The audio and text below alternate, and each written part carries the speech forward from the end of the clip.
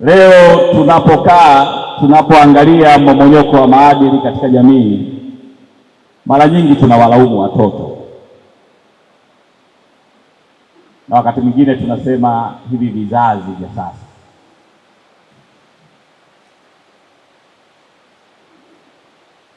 Lakini sisi ambao leo tunaonekana tumekuzwa katika malezi bora, tunaonekana kuwa wazazi wazuri au watoto tuliokuwa bora kipindi hicho, kuna watu ambao walitulea na wao ndio walitufanya sisi kuwa tulivyo leo. Kama wao waliweza kutufanya sisi kuwa tulivyo leo, kwa hiyo sisi nasi tunawajibika kwa namna yoyote ile watoto wetu watakavyokuwa. Hatuna excuse yoyote, hakuna namna yoyote ambayo sisi wazazi wote, na maanisha wote hapa, wakina baba na wakina mama, ambayo tunaweza tukajitenga na hali ya watoto wetu, kwa sababu sisi tuna wajibu wa kuwalea vizuri.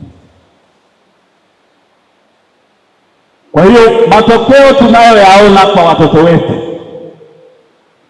ambao tunawaita ni wa vizazi hivi, na sisi tunapowanyoshea wao vidole, na sisi tujiulize, je, tumefanya sawa sawa na Mungu anavyotaka, lakini pia tumetekeleza wajibu wetu kwa watoto hao.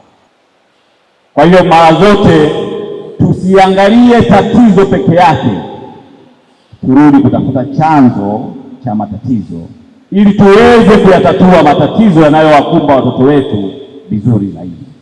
Tunaendelea kumwomba Mungu umoja huu uendelee kuimarika siku hadi siku, ili kuweza kuunganisha nguvu zetu kuombea familia zetu na taifa letu kwa ujumla, ambalo kimsingi linamhitaji Mungu.